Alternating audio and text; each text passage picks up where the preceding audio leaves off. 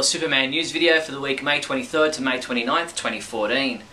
Our top news stories in this week's Speeding Bulletin include: Warner Bros. Interactive Entertainment announces the LEGO Batman 3 Beyond Gotham video game. 2 Superman movies make Empire's top 301 movie list. And DC reveals more Futures and 3D motion comic book covers. Let's take a closer look at these stories and more in this week's Speeding Bulletin. In movie news, with production on the Batman v Superman Dawn of Justice movie underway in Detroit, Michigan, director Zack Snyder is looking to employ as many locals from the area as possible, with tradespeople of all kinds in high demand. Oakland County Film Commissioner Susan Doris has already noticed an increased demand for carpenters, stage crafters and other jobs needed for the production. Empire magazine, celebrating their 301st issue, have compiled a list of the top 301 greatest movies of all time, as voted by fans, with Superman making the list twice. Man of Steel was listed at 286 in the top 301, edging out the 1989 Batman movie, which came in at 288. Superman the movie is still the most popular Superman film, voted in at 121.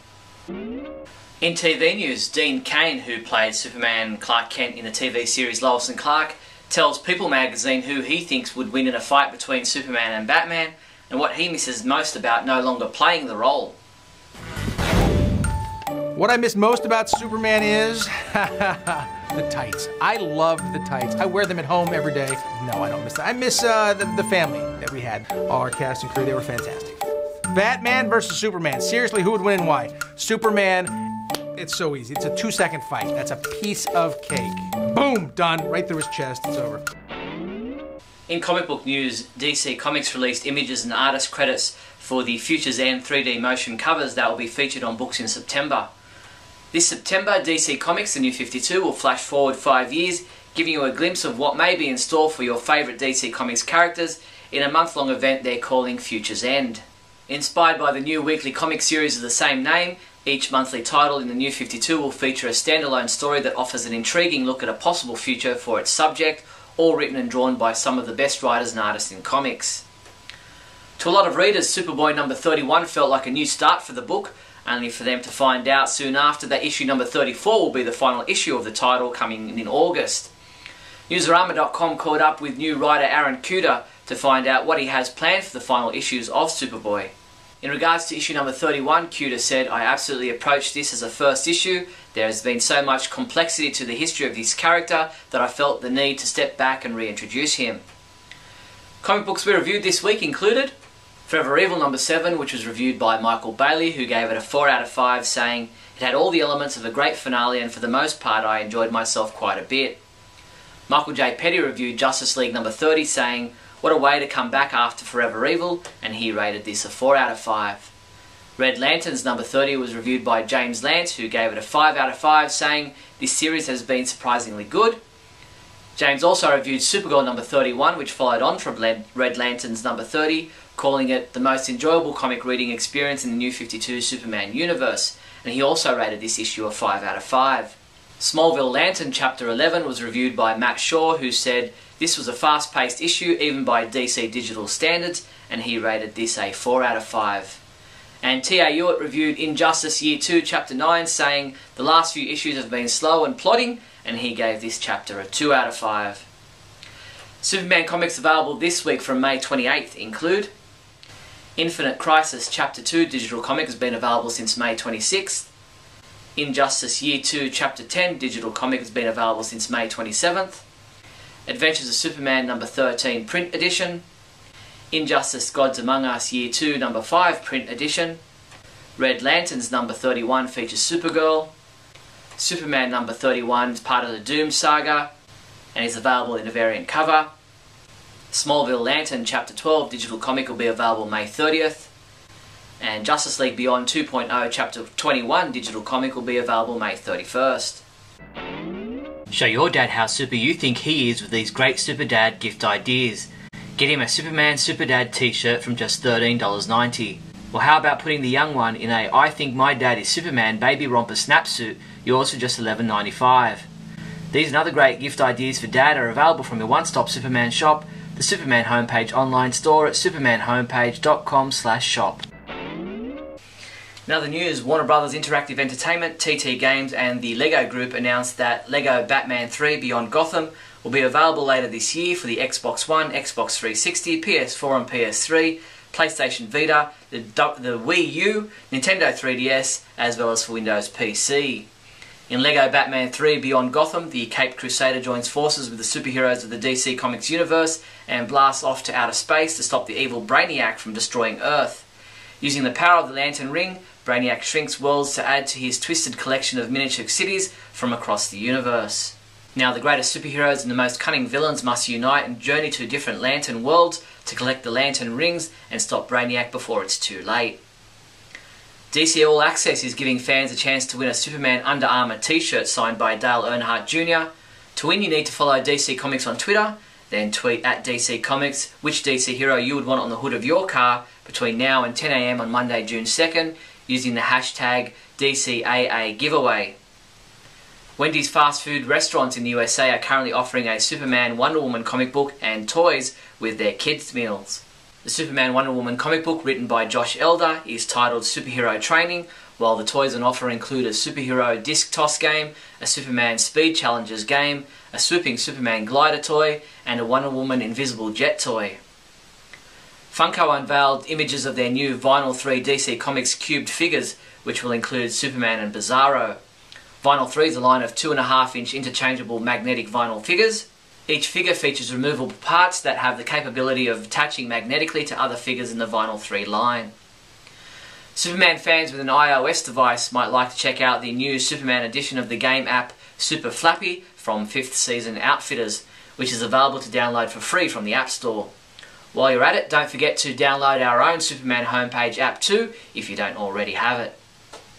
The 3rd annual Take Dad to the Radio Readers Theatre production will put on a production of a number of 1940s Superman radio series episodes in which the Man of Steel takes on the nefarious Yellow Mask. Taking place from 7 PM across June 12th to June 14th at the Gunnison Arts Center's Black Box Theatre in Gunnison, Colorado, an evening of superheroes costs $12 for adults and $10 for kids and seniors. Episode 113 of Radio KAL, the monthly podcast of the Superman homepage, is now available to listen to. This month, Scotty and I discuss Batman v Superman Dawn of Justice, the Batman costume and Batmobile, Young Justice being nominated for a Daytime Emmy Award, all the Superman Doomed comic books, Forever Evil number 7 and Justice League number 30, Supergirl number 31, the cancellation of Superboy, Superman Hall of Heroes, the Superman Celebration, and much more. Check it all out at supermanhomepage.com/radio. That's all the Superman news there was for the week May 23rd to May 29th. I'm Steve Younis from supermanhomepage.com. Don't forget to subscribe to our YouTube channel. Thanks. Great Scott. Great Scott. Great Scott.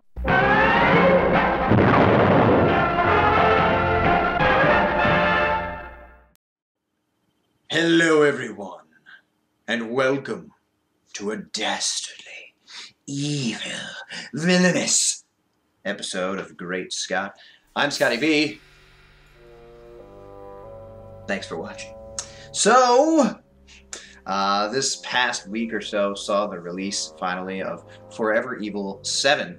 It was the final part in a 7-part series that also crossed over into some other comic books, namely Justice League of America, and Justice League Dark, which spawned out of Trinity, the Trinity War, which those 3 books were combined to create a several-part series there, which then led into this Forever Evil unit. It's just ended, and Justice League number 30 seems to be the end of the actual Forever Evil arc, but we're going to continue because Lex Luthor, there he is, now is trying to ensconce himself with the League and be a member of Justice League. And this, of course, doesn't sit well with Batman or our man Superman. And through the history, you could imagine why that would be the case. I mean, Luthor has tried to kill him on numerous occasions. He's tried to kill Batman on numerous occasions. He's stolen, he's lied, he was the president, he killed people.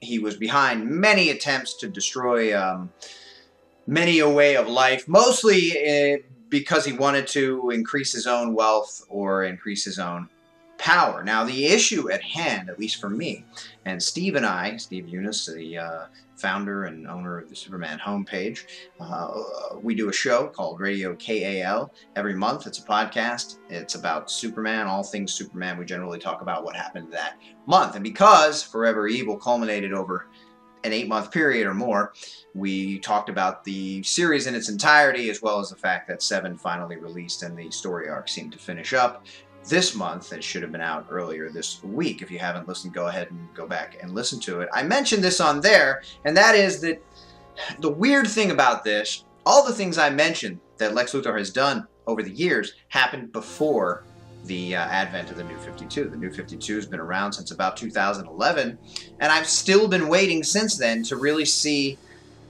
who Lex Luthor is in the New 52. We know he's Superman's enemy. We know he's supposed to be this really brainiac villain. But the thing is that the New 52, unless it happened in other books, which doesn't make a lot of sense, non-Superman related books, has not shown us that Lex Luthor.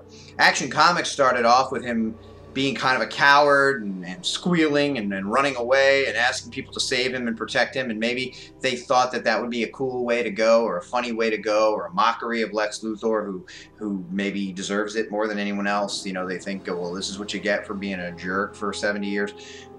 But then they kind of went away from that, and we didn't really see Lex Luthor until the next time we found out he was in prison and part of his face was scarred, and he blamed Superman for it. We never saw that story. We never found out when that happened. We never found out why that happened.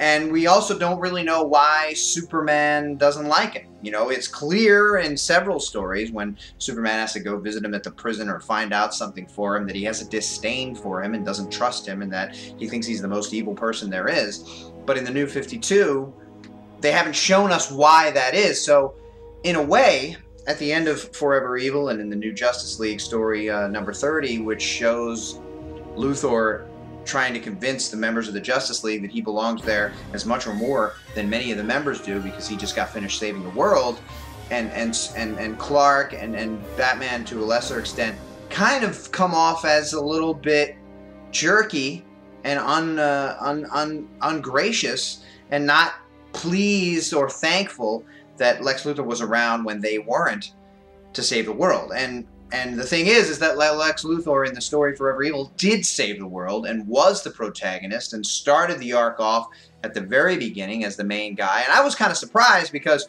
we really haven't seen anything from Lex Luthor, and suddenly we're going to get a 7-arc story where he's not only the narrator, but he's really the main guy who brings everything together and then brings everything down at the end and does save the world. So, rightly so, newspapers are calling him a hero, people are cheering his name, people are kind of down on the Justice League because of the things that happened in Trinity War and that they weren't around during this part of it. Where were they? Why didn't they come and save us? Why didn't they help us? Why did it take this billionaire whom we all trust and know that he had such a huge part of our world before this? Why did it take him to have to come and save us when we thought we could trust in Superman and the members of the Justice League to do it? And the thing is that Batman and Superman come off a little bit jealous, which maybe they would be, that Luthor is getting his time in the spotlight. Superman generally isn't jealous of other people, the way I understand him.